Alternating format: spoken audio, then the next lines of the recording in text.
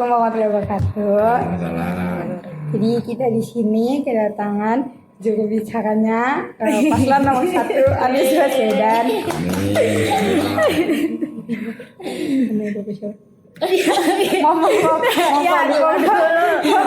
Saya ngeblank. Namanya Ges Halifah. Nama bapaknya Ges Halifah. Di sini jadi kita Membahas-bahas bertanya-tanya Iya. Betul. pertanyaan-pertanyaan yang ada di sosial media, pertanyaan yang kita mau pasti nih ini tuh bener apa enggak kayak gitu, biar Oke, meluruskan kayak gitu, biar Siap, kalian tuh pada siap. tahu gitu. Teman-teman, saya kenalkan dulu. Ini namanya Intan, ini namanya Geja, ini namanya Andin. Ini tiga-tiganya dari Universitas Al Azhar. Iya. Adik-adik saya yang keren-keren ini datang kemari mau bicara tentang demokratisasi dalam hal jurnalisme, dalam hal kebebasan berpendapat, kebebasan berekspresi dan sebagainya yang menurut mereka kondisi sekarang quote on quote tidak memberikan ruang yang baik untuk adanya kebebasan berbicara, untuk adanya kebebasan jurnalisme yang dalam artian kita tidak mudah mengkritisi pemerintah karena seringkali dengan undang-undang kita itu pasalnya pasal karet, memenjarakan orang dengan semena-mena. Contoh-contohnya sudah ada Jumhur, Saganda, Liusung Karisma, dan banyak lagi yang sudah dipenjarakan karena undang-undang seperti itu dan terjadi selama di rejim Jokowi. Nah, rejim Jokowi inilah yang menjadikan mereka kritis, loh kok demokrasi jadi seperti ini. Inilah mahasiswa-mahasiswa kritis yang lagi datang ke kantor saya. Nah, kita lagi bincang-bincang. Silakan. Iya, Miges. Oke, yang pertama itu ada yang bikin akun katanya kampanye di Papua, Anies janji lanjutkan program Jokowi dan bangun Sorong setara Jakarta. Tuh, Miges. Gimana tanggapannya tuh, Miges? Jadi Anies bukan hanya Papua ya, bukan hanya Sorong. Yang diinginkan oleh Anies itu kan ada persoalan apakah kita melanjutkan IKN atau memodernisasikan kota-kota yang ada di Indonesia. 14 kota utama dan 40 kota lainnya penyangga. Mungkin salah satunya Sorong. Gitu kan? Kenapa? Karena APBD di daerah situ nggak cukup untuk membangun kotanya menjadi lebih baik, lebih cepat. Yang utama ini aja, transportasi publik. Kan sulit untuk menyatukan transportasi publik atau memberikan transportasi publik yang jauh lebih baik, lebih nyaman setara Jakarta untuk di daerah. Karena itu ada. Karena APBD-nya itu nggak cukup. Jadi harus didorong dari pemerintah pusat. Oleh karena itu, Anies berniat membangun kota-kota itu agar setara seperti Jakarta. Setara seperti Jakarta ini dalam artian enggak membangun kota baru loh. Jadi manajemennya, terus ekonominya, semuanya gitu. Kan kota itu udah ada, udah hidup. Beda dengan IKN yang membangun kota baru, yang tinggal siapa? ASN, yang tinggal siapa? Presiden. Ini enggak, masyarakatnya sudah ada, ekonominya sudah hidup, cuma butuh di kira-kira kayak gitu. Tapi mungkin ada beberapa yang nanya apakah Anies sanggup, dan kalau benar sanggup sih yang banyak pertanyaan kayak dananya dari mana gitu. Kan itu ada dana yang tadinya direncanakan buat IKN.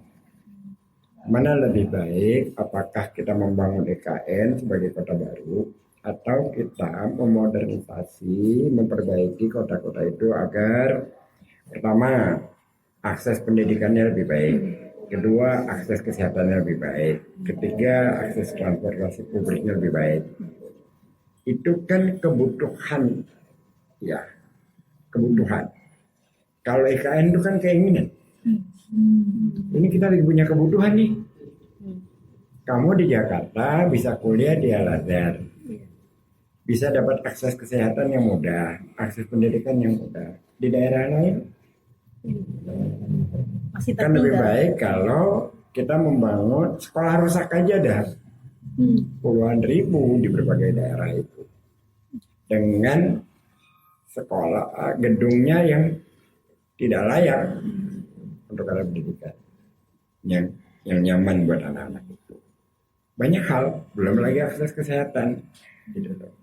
Jadi kita lihat, kita mengerti persoalan di berbagai daerah itu. Nah sementara kan cara berpikirnya itu seolah-olah apa yang terjadi di sini sudah sama seperti terjadi di daerah lain, seolah-olah. Kan tidak. Bahkan jangan hanya Jakarta, dengan Pulau Jawa yang lainnya pun mereka jauh tertinggal. Itulah yang ingin dilakukan oleh Anies. Apakah ini bisa? Bisa. Apakah cepat? Enggak. Butuh waktu. Tapi butuh political will, political kebijakan dari pemerintah pusat untuk mendorong itu semua. Nah, Anies berada dalam garis itu gagasannya. Kalau sanggup, sanggup. Karena dari pendanaan yang ada sekarang, alokasinya tidak dibuat seperti yang sekarang. Alokasinya malah untuk membangun tata kota itu tadi, bukan membangun seperti KN. Karena kita harus bedakan antara keinginan dengan kebutuhan. Kita lagi banyak kebutuhan nih, butuh yang menjadi skala prioritas. Akses kesehatan kebutuhan utama dong, akses pendidikan kebutuhan utama. Tetapi membangun kota baru bukan kebutuhan, nggak jadi kebutuhan utama, kira-kira gitu. Berarti itu salah satu alasan Anies tidak mendukung IKN ya? Iya. Kurang lebihnya seperti Kurang itu. lebih seperti itu. Ini Pak, kan pas yang kampanye yang awal-awal itu kan banyak fitnah-fitnah yang ke Pak Anies itu. Nah, mau tanya yang pas yang kira-kira tuh pas yang azan 4 arah yang awal kampanye itu maksudnya itu apa ya Pak? Dan apakah jika kampanye ke tempat-tempat ibadah itu nggak diperbolehkan? Terus apa itu yang dimaksud politik identitas? Yang pertama 4 arah maksudnya apa tadi? Azan 4 arah itu yang di awal kampanye itu. Saya nggak baca itu. Ada sih Pak, sempat itu artikel yang mengatakan kalau Anies itu padahal dia tuh bukan kampanye di masjid gitu, tapi dia datang ke masjid katanya seolah-olah dia kampanye, terus dia tadi yang azan 4 arah, terus sama Ustaz lagi apa? Politik identitas. Iya, politik identitas. Jadi Identitas. si Bapak Anies Baswedan datang ke masjid itu dibilangnya politik identitas, katanya gitu. Oke, yang pertama begini. Kalau soal azan, kalau saya belum tahu, dia nggak ngerti maksudnya azan 4 arah itu apa. Anies datang Jumatan di Surabaya, di Medan, di berbagai tempat. Lalu ketika kalau saya tidak salah di Surabaya, kalau saya tidak salah, Bawaslu mengeluarkan surat bahwa tidak boleh menggunakan masjid. Padahal Anies datang ke masjid itu untuk sholat Jumat, tidak berceramah, tidak apapun. Waktu itu masih belum pendaftaran ya, masih datang berkunjung. Nah lucunya, lalu Bawaslu belum apa-apa sudah mengirimkan surat pengumuman. Ini kelucuannya, ironisnya. Sementara yang sekarang ini Jokowi sebagai presiden bagi-bagi bansos untuk pemenangan anaknya. Bansos itu uang pajak rakyat, uang pajak kita. Kok dijadikan seolah-olah bantuan pribadinya untuk kepentingan anaknya pulang. Harusnya Bawaslu bertindak. Iya, tapi ini enggak. Ini tidak sama sekali. Itu kontrasnya. Oke. Lalu terkait politik identitas. Terkait politik identitas, udah berkali-kali dijelaskan ketika itu kan muncul di masa pilkada DKI. Siapa yang menggunakan politik identitas? Yang melakukan politik identitas adalah Ahok dan teman-teman. sejak awal sebelum pilkada berlangsung. Jadi awal 2016, akhir 2015 kira-kira gitulah. Mereka mengkampanyekan lebih baik kafir tapi tidak koruptor daripada muslim tapi koruptor. Di mereka mengeneralisasi seolah-olah setiap muslim itu koruptor hanya untuk membela Ahok. Di mana Anies posisi saat itu, Anies masih jadi menteri, nggak ada urusannya dengan pilkada DKI, tapi sudah meneriakan itu. Gitu loh. Lalu berbagai ayat-ayat bermunculan dari mereka, tafsiran tentang bolehnya seorang yang non muslim menjadi menteri, menjadi gubernur, menjadi presiden, menjadi apa segala macam. Tentu saja itu adalah wacana di masyarakat. Anies nggak ada urusannya. Anies masih jadi menteri, ingat. Anies dirasafal jadi menteri bulan Juli tanggal 27 tahun 2016. Dia didaftarkan jadi calon gubernur hari terakhir hari Jumat tanggal 23 September 2016. Jadi kan ini udah berjalan dulu nih persoalan-persoalan politik identitas. Lalu semakin kencang ketika muncul pernyataan dari mereka janda-janda yang mendapatkan KJP tidak akan mendapat KJP lagi kalau Ahok kalah. Memberikan ancaman dalam kampanye mereka seolah-olah KJP itu akan di stop kalau Ahok kalah. Sama seperti sekarang. Kalau Prabowo kalah, KIH apa segala macam akan di stop. Kan itu kan ancaman. Iya. Ya kan? Lalu karena ini ancaman dibalasnya dengan ancaman. Yang memilih Ahok meninggalnya tidak disolatkan, gitu kan? Terus dipasang spanduk itu. Bagaimana posisi Anies dalam hal itu? Anies mengeluarkan surat edaran menolak hal semacam itu, dan kalau sampai ada yang terjadi seperti itu maka dia akan datang menyolatkan sendiri. Lalu muncul namanya nenek Hindun yang meninggal, yang diglorifikasikan seolah-olah nenek itu tidak disolatkan karena dia mendukung Ahok. Padahal pada saat ibu itu meninggal, jaraknya itu dengan waktu maghrib sudah sangat dekat, dan kondisinya itu lagi mau hujan deras. Entah udah hujan saya lupa, udah mendung lah. Maka disolatkanlah di rumah itu, di rumahnya si nenek yang meninggal. Sehabis itu dibawalah dia ke makam dengan menggunakan ambulan yang Gerindra pada saat itu masih sebagai pendukung Anies. Yang menjadi imam sholat gaibnya, sholat jenazahnya itu adalah orang PKS. Jadi betapa mereka memutar balik fakta sedemikian rupa. Siapa yang menggunakan politik identitas? Yang menggunakan politik identitas adalah Guntur Romli, pokoknya kalangan-kalangan mereka lah yang ingin memenangkan Ahok. Lalu muncul Ahok pidato membawa ayat jangan percaya, jangan mau dibohongin Al-Maidah. Apakah Anies pernah menggunakan ayat? Enggak. Siapa yang mengucapkan ayat? Ahok. Anehnya label itu dilabelkan ke Anies karena mereka kalah. Paham jadinya ya, seperti itu. Sebenarnya kan mereka yang selalu menggunakan politik identitas itu untuk mendukung Ahok, tapi dengan cara menggunakan ayat Quran dengan tafsir-tafsir yang mereka tafsirkan sendiri untuk meyakini masyarakat agar tidak berkeberatan. Gak ada masalah, silakan aja mau pilih Ahok. Ini bukan persoalan agama kok, ini persoalan pimpinan. Bahwa ada orang yang menarik keputusan pengambilan memilih siapanya dengan agama, nggak ada salahnya. Bahkan orang memilih karena gantengnya juga nggak salah kok. Kan gitu yang namanya demokrasi itu kan. Tetapi kan ini mereka mau melawan arus itu, jadi terjadi itu. Nah sekarang setelah Anies 5 tahun jadi gubernur, soal politik identitas itu sudah sangat terjawab dengan rekam jejak. Kemarin Anies bicara di Glodok teman-teman Tionghoa memberikan testimoni betapa nyaman selama Anies menjadi gubernur. Bahkan mereka merasa kehilangan.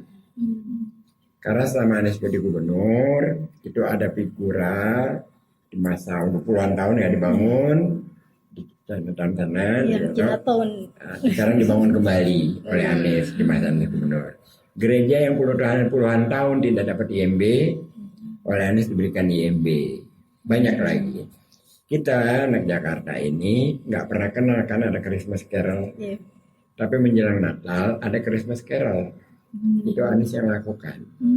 Gitu. Jadi kalau ada yang masih bicara politik identitas, saya agak kasar sedikit bicaranya. Kalau itu jangan dipamerin. Benar. Iya kan? Jadi kalau memberikan komentar kan harus punya data. Iya. Sementara data rekam jejak itu bicara beda, ada faktanya.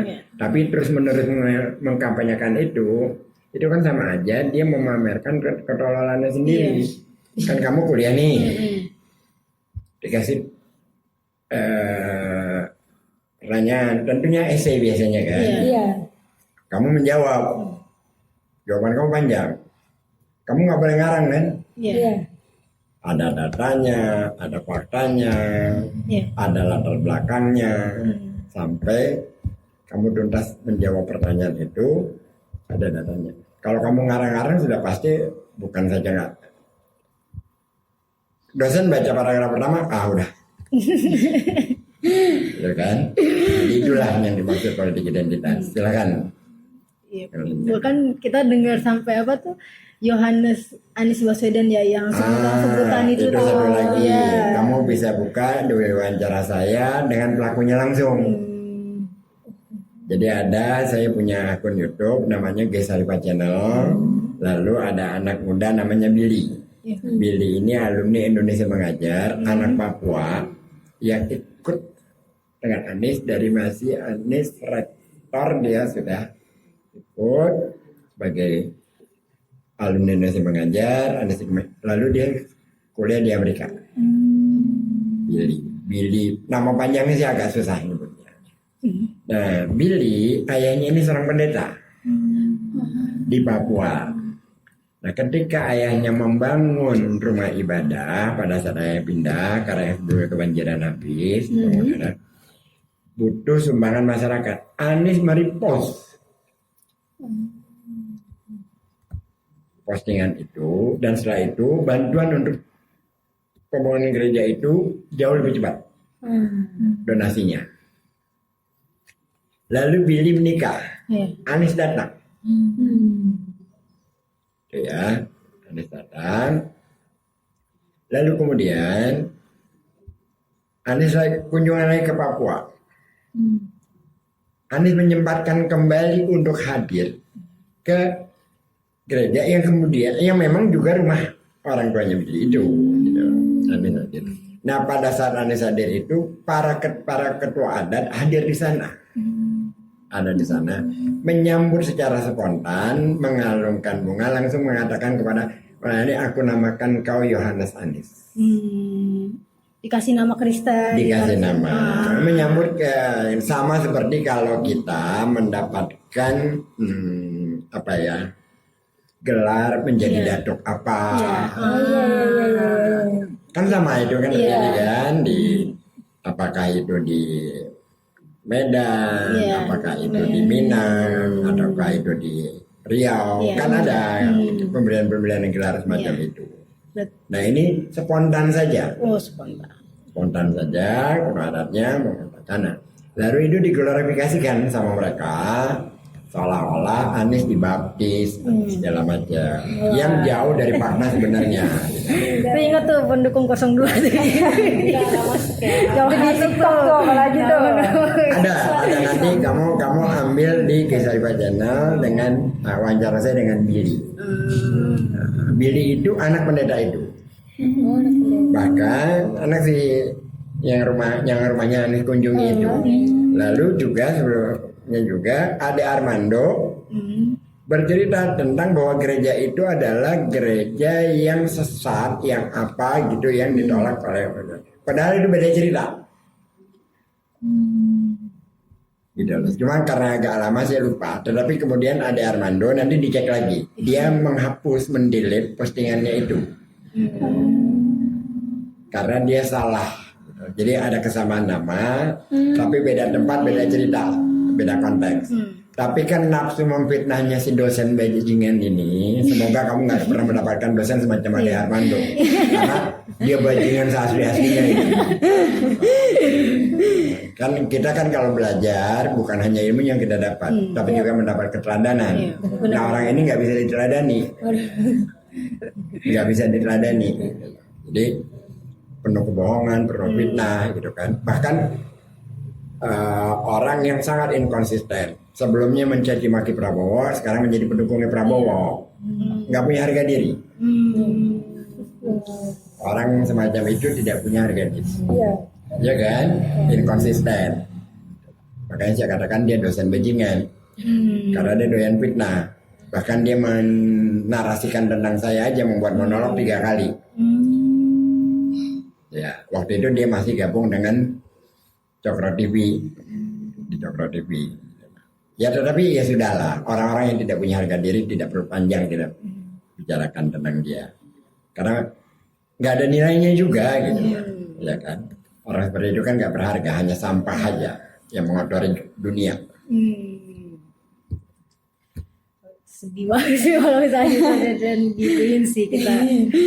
Bahkan kita dengar tuh ada yang bahkan maaf dari pasangannya dia HY ya, sebelum ya kan sebetulnya sama HY ya, sebelum Mama Caimin Tidak dengan AHY.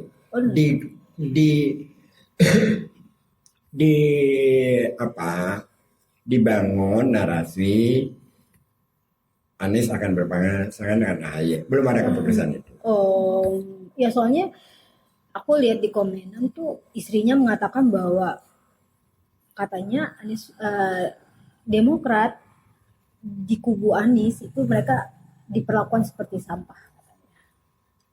Apa benar tuh Amigas kayak gitu? Susah kalau berbicara tentang hal yang dia tidak paham dan dia tuliskan. Jadi ketika seseorang punya keinginan, dia pengen suaminya jadi cawapres Anies. Bapak mertuanya pengen menjadikan AHY cawapres Anies. Ketika keinginannya itu tidak terpenuhi, lalu sumpah serapah. Ini kan bukan persoalan setiap keinginan harus dipenuhi. Ini kan persoalan politik. Jadi dari awal Anies kan dicalonkan Nasdem, dicalonkan PKS, lalu masuk Demokrat. Demokrat paham bahwa dia adalah kunci. Kalau dia tidak ikut, Anies tidak bisa berlayar. Maka mereka mengunci Demokrat akan mendukung Anies kalau AHY cawapres. Di mana-mana mereka selalu bicara seperti itu. Bahkan setiap saya ketemu teman Demokrat, kita akan dukung Anies tapi cawapres AHY. Jadi mereka tidak mendukung secara penuh tapi dengan syarat. Di mana dalam konteks itu Nasdem dan PKS tidak menolak, tapi belum menerima. Tetapi Pak SBY menginginkan secepatnya diumumkan cawapres itu. Lalu Pak Surya Paloh, toh pendaftaran masih lama. Sabar aja dulu, kita tunggu siapa tahu ada perubahan. Bagi Nasdem juga banyak orang lainnya, antara Anies dengan AHY itu irisan suaranya sama. Ya, pemilihnya AHY dengan pemilih Anies itu irisan suaranya sama. Gitu loh. Tetapi untuk di kantong-kantong seperti Jateng, Jatim itu tidak mendongkrak suara.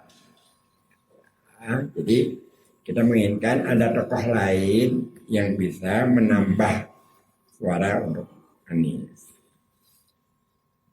Hari Selasa, sehabis pertemuan sebelumnya dengan Pak SBY yang menginginkan tanggal 3 Agustus atau 3 September kalau nggak salah, Pak SBY menginginkan itu hari terakhir untuk diumumkan. Yang Anies tidak mau mengatakan ke publik, jangan sampai itu ke publik. Karena kalau tanggal 3 September tidak diumumkan, nanti Pak SBY jadi malu. Oke. Tanggal akhir-akhir Agustus nanti ada diwawancara Pak Anies. Coba dilihat.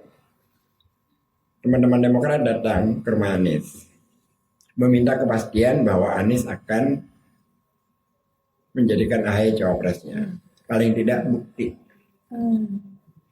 bahwa Anies memang berkenan dengan. Ya sudah, Anies bikin surat, tapi bukan untuk dipoto, untuk meyakinkan saja. Iya, saya mau dengan Anies, dengan AHY. Bikinlah surat itu. Tapi diminta loh surat ini awalnya, karena mereka tidak mau hanya dengan omongan. Oleh karena itu, hanya permintaan sebagai bukti aja kan tidak diketik, tidak ini kan surat tulisan tangan biasa, yang kemudian dimanipulasi oleh yang namanya Pak SBY itu, mengatakan Anies tidak arif, tidak fatona, tidak amanah. Yang kepingin anaknya jadi presiden, dia jadi wakil presiden sambil memaksa. Begitu kejadian tidak terjadi, maka dia mengumbar berbagai fitnah. Padahal surat itu ada konteksnya, tapi oleh Pak SBY dijelaskan begitu aja tanpa konteks latar belakang. Lalu Anies menjelaskan di mata Najwa kenapa tidak terjadi. Lalu posisi Anies pada saat itu sudah deadlock. Maka Anies menyatakan kepada tim 8, ya sudah, kapal ini tidak bisa berlayar. Karena Pak Surya belum menerima, tidak menolak ya, belum menerima untuk Anies dan AHY dideklarasikan secepat itu. Subhanallahnya, Allah memberikan jalan dari hal yang tidak terduga-duga. Jam 5 sore, koalisi Nasdem, PKS, dan Demokrat ini bubar. Jam 5 sore, hari Selasa. 2 jam kemudian, Caimin bertemu Mas Surya Paloh, PKB. Jadi udah bubar duluan nih. Bukan Caimin masuk baru bubar. Udah bubar duluan gitu loh. Udah bubar duluan, udah deadlock. Caimin masuk, berubahlah komposisi. Jadi Nasdem, PKS, dan PKB. Kenapa Pak Surya Paloh menginginkan Caimin? Karena kantong-kantong suara Nahdien di Jawa Timur dan di Jateng itu besar dan banyak, akan memberikan nilai tambah untuk Anies. SBY keburu ngambek, keluar dari koalisi, teriak macam-macam, masuklah dia ke koalisinya Prabowo yang sekarang dukung anaknya Jokowi jadi cawapres, yang selama bertahun-tahun mereka menjadi oposisi, bahkan partainya pun sempat mau diambil alih oleh oleh Muldoko. Kan sempat kan Muldoko membuat kongres gitu kan, tetapi sekarang mereka bergabung. Ya lo makan deh sana. Tapi benar gak tuh Amiges, kalau misalnya Anies Baswedan insya Allah menang, maka dia bakal jadi bonekanya Nasdem. Gimana tuh Amiges? Yang ngomong itu bisa mereview ke belakang. Anies kan didukung oleh Gerindra dan PKS selama di Jakarta. Pernahkah kebijakannya dia bisa dianalogikan sebagai bonekanya Gerindra atau bonekanya PKS? Bahkan kalau Anies mau berdamai dan dia aman, mungkin akan didukung oleh Jokowi. Mungkin ya, kalau dia memberikan ruang untuk reklamasi, memberikan izin. Ternyata tetap ditolak.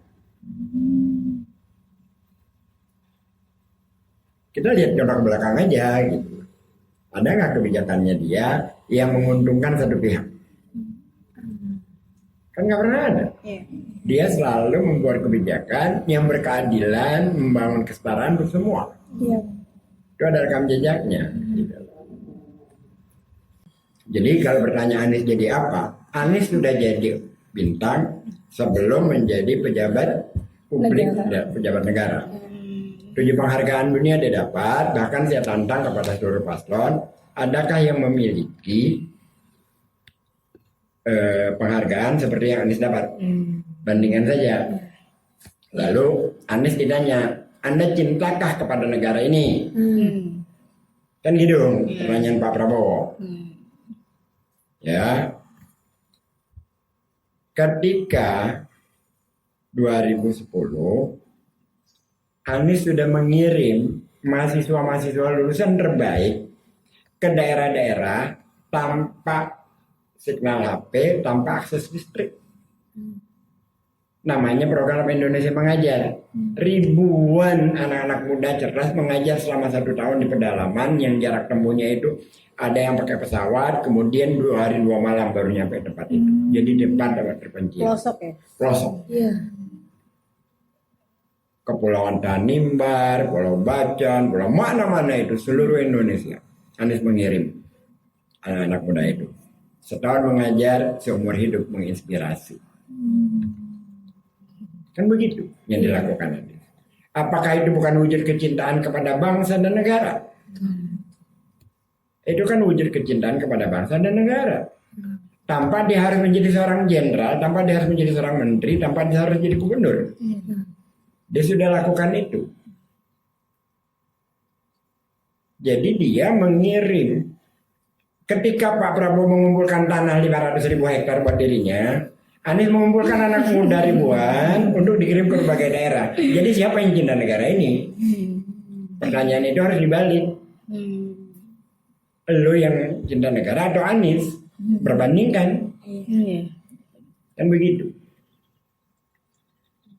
Pinter yang bisa jawab. Pintarnya pakai bahasa Inggris sampai dibilang antek Amerika. Iya, itu bahasa Inggris karena Pak Anies. Iya, sampai dibilang sebutannya antek Amerika ya dia. Saya lihat Karena sering di IG dibantu. itu kan katanya ini ada yang bilang ada sebab di IG itu ada akun yang bilang kalau intinya Prabowo itu tuh masuk New York Times terus dia dibilang kayak kok yang orang yang udah merusak hukum negara tuh bisa jadi maju gitu loh, maju buat jadi capres gitu. Terus komentarnya pada yang kayak takut presiden nggak bisa dibabuin lagi ya, berarti Anies gitu loh, karena Anies jago bahasa Inggris dan dia kayak sering masuk pers gitu kan, jadi orang kan nyeranya kayak dia bonekanya orang luar gitu. Ya gini ya, kita tidak bisa menghukumi kebodohan. Gimana cara kita menghukumi kebodohan? Dan kebodohan itu untuk dirinya sendiri, sedang dia pamerkan gitu, mengambil pendapat-pendapat semacam itu. Ya sudah gitu. Terus yang kita kasih tahu adalah fakta dan kebenaran. Mereka bisa terima, nggak terima ya sudah. Lah, jangankan di masa sekarang, di zaman Rasul ada Abu Jahal kok. Orang yang mendapat langsung wahyu dari Allah, Rasulullah Muhammad. Masih ada orang semacam Abu Jahal. Apalagi sekarang banyak banget Abu Jahalnya yang melawan akal sehatnya sendiri. Betul. Ya dong. Terus siapa orang mau pengamat sekalipun, mau apapun, mau bicara tentang Jakarta, sama saya silakan aja. Selama 5 tahun Anda di Jakarta, siapapun dia berhadapan dengan saya bicara tentang Jakarta selama 5 tahun, apa yang sudah dilakukan Anies? 400 lebih taman yang dibangun baru maupun direvitalisasi, itu bukti bagaimana Taman Eco Park itu mendapatkan penghargaan internasional berkali-kali. Masyarakat kampung akuarium yang diambil, yang digusur, dirampas harkat dan martabatnya, dikembalikan, dibangun kembali. Kampung Kunir, juga Kampung Bayam yang mereka bertangisan bertemu Anies kemarin, karena dizolimi oleh PJ Gubernur yang sekarang, Heru. Padahal sudah dibangun oleh Anies, tapi tidak diberikan haknya. Lalu kamu Kalazar. Dulu di depan kampus kamu itu agak kesana dikit, ada JPO yang menghubungkan antara MRT dengan Transjakarta. Iya. Nah kalau orang hamil naik itu bisa beranak di JPO itu, saking tingginya. Yang CSW. Nah, sekarang oleh Anies menjadikan apa? Sangat mewah, sangat bersahabat. CSW juga kan namanya, cuma diganti jadi Cipta Selaras apa gitu kan. Yang kamu nggak cuma pakai foto lah, bikin konten lah, apa segala macam, ya kan? Itu satu. Yang kedua, pertanyaan paling mendasar kepada seluruh pengamat, kepada Pak Menteri Budi Karya, Menteri Perhubungannya kemarin muji-muji kerjaan PJ Budi. Saya mau tanya, adakah satu jembatan penyeberangan orang di Jakarta sebelum masa Anies yang ramah kepada lansia, ramah kepada disabilitas, ramah kepada perempuan hamil, ramah kepada anak? Di mana tempatnya? Sebelum di masa Pak Anies jadi gubernur. Nggak ada. Makanya saya mau tanya sama mereka itu. Jadi kalau bicara Jakarta sini ya, sini. Kan begitu. Kita berikan fakta-fakta. Dan banyak lagi hal lainnya. Termasuk juga air bersih, banyaklah prestasi Anies itu. Mereka berkali-kali mengatakan tentang rumah DP 0 rupiah, gitu segala macam. DP 0 rupiah itu jauh lebih tinggi memberikan daripada apartemen kebutuhan rumah. 30% dia menyuplai kebutuhan rumah Jakarta kemarin. Ada datanya. Kalau saya terangkan lebih ini panjang, tapi kalau ada yang mau adu argumen sama saya silakan aja. Terutama dari teman-teman partai seputaran ibu kota PSI.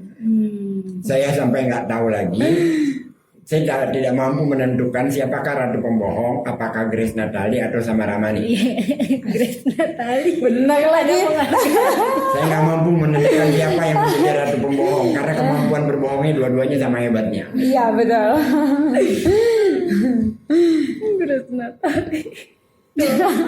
Semoga kalian tidak pernah menjadi anak muda yang seperti mereka. Amin. Sudah selalu kritis. Ini jadi ada ini ya.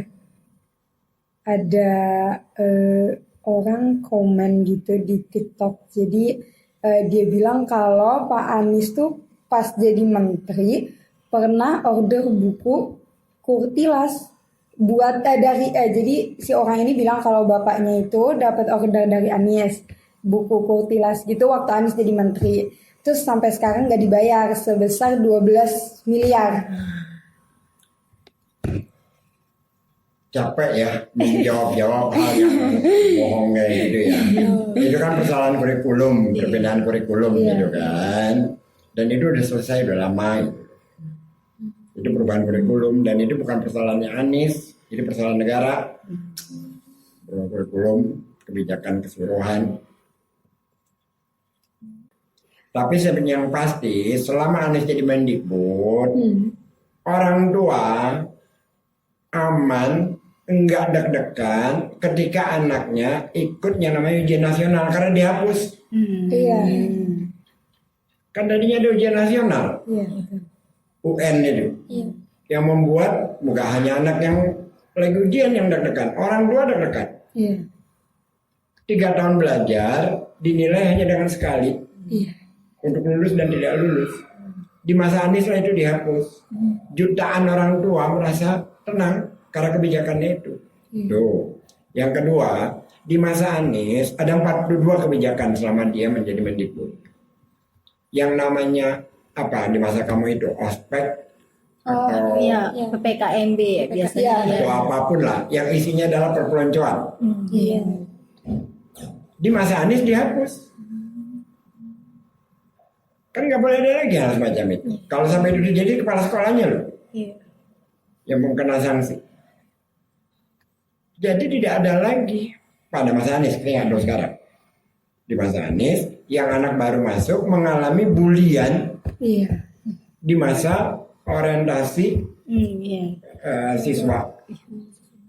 Kalau zaman saya mahasiswa kan posma, ospek, kalau SMA mapras atau apa gitu loh. Ada istilahnya sendiri lah itu. Kan itu bukan sesuatu yang mendidik, tapi lebih kepada penyiksaan. Emang kita berada di zaman penjajahan apa diperlakukan kayak gitu?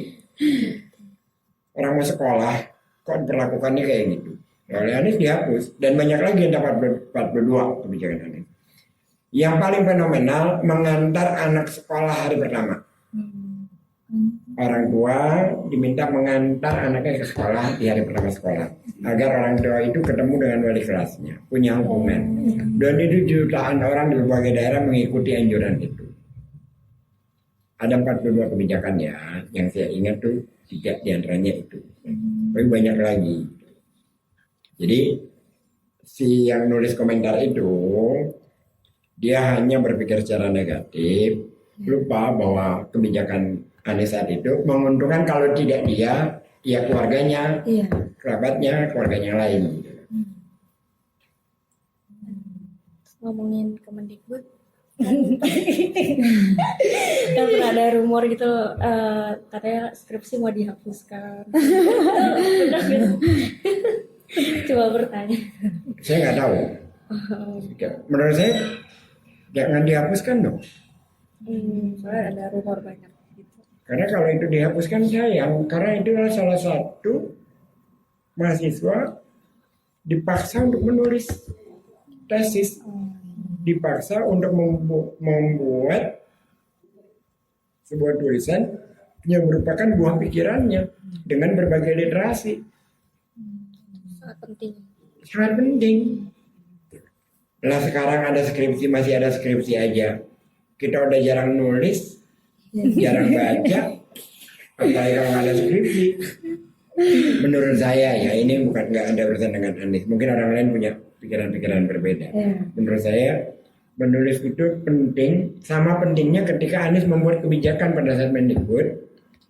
15 menit sebelum jam pelajaran dimulai, anak wajib membaca. Bukunya terserah dibawa bocor dari rumah. Literasi itu loh. Literasi. Karena Anies yang mewajibkan itu. Di masa dia Mendikbud. 15 menit sebelum persekolahan dimulai. Kamu kelas berapa zaman itu? 2000. Iya, tapi ada yang ke tutor sebaya gitu. 2014 sampai 2016 itu kelas berapa kamu? SMP kelas 2-an. SMP ya. Oke, mengalami dong. Mengalami. Baca dulu 15 menit sebelum pelajaran dimulai. Itu mengalami ya? Bagus nggak? Bagus. Jadi membuat kita terbiasa membaca kan? Iya. Nah kalau ada orang tua lagi yang bikin fitnah, begitu mau bilang apa?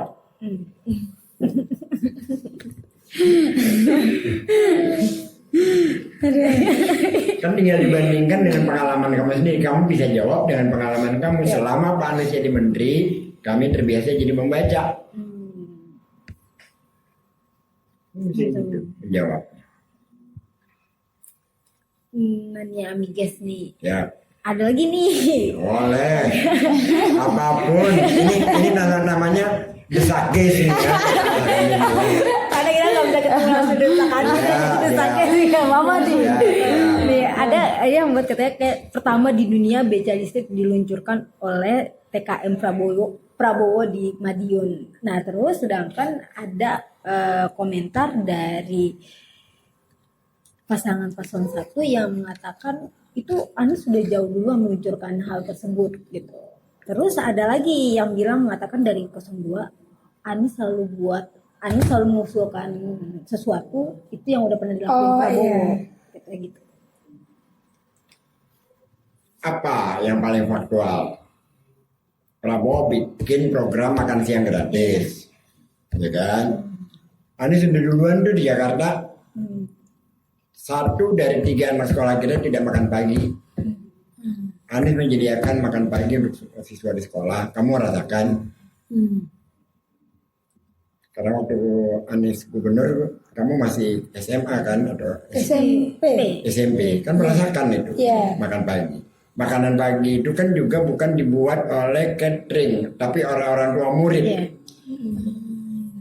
Ada nih Amiges. Katanya Amiges diangkat jadi komisaris Ancol karena berkat Anies Baswedan. Kalau kan enggak tuh katanya enggak bakal tuh diangkat tuh. Ya. Jadi gini, Anies jadi gubernur. Sudah ada jajaran BUMD. Anies punya visi, punya misi bagaimana BUMD itu tidak hanya mencari profit, tapi juga memberikan benefit kepada masyarakat. Kan? Tentu saja Anies kan memerlukan orang-orang di dekat dia yang mengerti program-program dia yang harus dilakukan. Sebelum dia mengangkat saya, dia memilih tim pansel untuk seleksi. Siapa orangnya? Dr. Maruli Gultom, mantan rektor UKI, mantan direktur apa? Dia ini Ahoker. Mengatakan depan saya langsung, saya Ahoker. Lalu Dr. Irham Dilmi, lalu Profesor Jaki Baridwan, Adnan Pandu Praja mantan KPK, juga dari Kepala BUMD DKI Kabiro. Kita yang akan menempati posisi-posisi itu harus melalui tim seleksi itu. Kalau kagak lolos, ya nggak lolos. Oleh Profesor Ilham Dilmi akhirnya kan diberikan keterangan di media Tempo. Dia pernah menseleksi 11 orang. Dan 11-11-nya dalam hari itu kagak ada yang lolos. Saya termasuk yang ikut dalam seleksi itu. Dan saya lolos. Saya lolos seleksi, saya ditempatkan di Ancol. Bagi teman-teman yang pengen tahu saya di Ancol, itu teman-teman Ancol itu ngasih saya pada saat perpisahan dengan segala itu. Itu adalah karya-karya yang kita lakukan selama saya 3 tahun 8 bulan di Ancol. Ada Symphony of the Sea, kalau kamu masuk Ancol, dengan taman sepanjang itu ada air mancur. Itu adalah desakan saya dan teman-teman untuk segera dilaksanakan. Sekarang jadi ada restoran New Resto yang dulunya bapuk, kita renovasi, pendapatannya sebulan nggak nyampe 200 juta, sekarang 1,3, 1,8 kalau bersama bangkitnya. Ada lagi taman untuk karyawan, ada lagi yang belum terlaksana sampai sekarang karena saya keburu berhenti, Masjid Apung Ancol. Jadi kita semua pakai seleksi, tidak serta-merta karena temannya Anies lalu ada di dalam sana. Saya di Ancol, selain membantu Ancol juga ikut bantu mengurus sekolah rakyat Ancol. Sekolah rakyat Ancol itu adalah anak-anak yang dari kelompok masyarakat miskin absolut. Yang di rumahnya itu ya rumahnya 2x3, 3x4, 3 keluarga, 4 keluarga. Kamu suka dengar? Yang tempat belajarnya nggak meja kayak gini tapi lekar, karena kalau meja tuh hancur dibuat mainan teman-teman. Dari tadinya cuma 10% yang bisa masuk negeri, target saya 30%, akhirnya sempat mencapai 50%. Lulusannya bisa masuk ke negeri, karena itu SMP. Jadi benefit kepada masyarakat itu yang harus diperluas oleh Anies adalah itu arahan, bukan hanya profit. Selama saya di Ancol juga, itulah yang PPSU, ibu-ibu Jemanti, kita bikin program untuk mengunjungi Ancol gratis. Kalau enggak kan bagaimana dia masuk depan dengan harga ratusan ribu itu? Kan Ancol pada saat itu sangat kapitalistik. Paling setahun sekali bikin anak yatim bulan puasa. Tapi ini ibu-ibu, PPSU, dan semua bergantian, cuma keburu COVID. Setelah berjalan, keburu COVID, akhirnya Ancol itu. Bisa banyak hal saya bertanggungjawabkan soal itu. Saya bukan si Angga Wira yang ngomong tentang saya ordal, tetapi dia menjadi komisarisnya anak perusahaan Krakatau Steel. Siapa yang menjadi pansel, kapan dia di asesmen, siapa yang asesmen? Kalau kita semua di asesmen, kalau kita tidak punya kapasitas, nggak punya kemampuan, ya nggak akan lulus. Dan terakhir, pada saat itu, kamu buka di Google e-booknya, ada 34 lebih, kurang lebih ya, karyawan dari mulai penjaga gerbang sampai direktur utama memberikan testimoni tentang saya. Judulnya gara-gara gays. Itu dari semua perspektif. Mereka nulis sendiri aja tentang saya. Berarti kita bisa nih masuk Ancol gratis nih abis itu mau meliputi. Silahkan, kalau Ancol gratisnya saya nggak tahu. Tapi kalian bisa cek ke teman-teman di sana. banyak kok karyawan-karyawan tetap tanya bagaimana perilaku saya sama dia HR. Silakan aja tanpa harus diarahkan. Nanti mereka akan dengan jujur berkata dengan sendiri bagaimana perilaku saya sama dia. Bagaimana saya melindungi karyawan untuk tidak terjadi PHK sama COVID. Tanya kebahagiaan konsepnya benar apa enggak. Pulang dari Lok Semawe ada jalur kereta api cuma ada 3 stasiun. Kan itu udah zaman Nabi itu sekarang nggak ada kereta. Gimana Anda bayangkan ya? Dan ini harus kita tekankan. Kamu rumah di mana? Saya di Cipinang. Cipinang. Kamu? Di mana? Sekarang. Kamu? Di Pramuka, Kamu? Bekasi, Kasih. Kamu? Depok. Depok. Nah dua ini yang paling sengsara dibanding kita. Saya kasih penjelasan dulu. Di masa sebelum Anies, akses cover area transportasi publik itu hanya 46%. Setelah Anies 5 tahun menjabat, nggak lebih dari 300 meter dari kamu duduk di rumah kamu menuju transportasi publik, paling jauh 300 sampai 500 meter udah dapet. Karena yang sekarang itu udah 96% luas area Jakarta tercover transportasi publik. Jangan dialah, kalau dia kan apa ini mudah banget gitu. Inilah yang Jakarta, kamu yang di Bekasi lebih parah lagi, harus naik ojek, Grab, ada yang lain, karena transportasi publiknya baru berapa persen, nggak nyampe ke lingkungan terjauh. Depok juga sama, kan kamu nggak punya transportasi publik di Depok. Nyampe rumah itu nggak ada, bukan nggak ada, tapi nggak banyak gitu loh. Cover areanya itu nggak banyak. Jadi untuk nyampe misalkan dari rumah nih mau ke stasiun harus naik ojol, naik ojek, kan gitu. Kan ojek kan mahal. Nah dengan transportasi di publik di Jakarta yang murah itu 5.000 perak sampai 3 jam, itu kan mengurangi beban hidup kita. Betul. Kan biaya hidup kita 30%-nya di transportasi. Nah Anies ingin membangun yang semacam itu di semua kota. Tentu saja ini jangka panjang, kerjanya panjang, tapi harus ada keinginan, ada political will. Bukan bangun tol di mana kemana-mana yang tidak punya dampak langsung kepada masyarakat banyak. Yang bisa itu kan yang kelas menengah yang mobil. orang paling dadar senang aja melihat rumahnya lewatin jalan tol. Dan nikmatin juga belum tentu. Kan gitu. Kadang-kadang kita harus lihat dari sisi beda ya.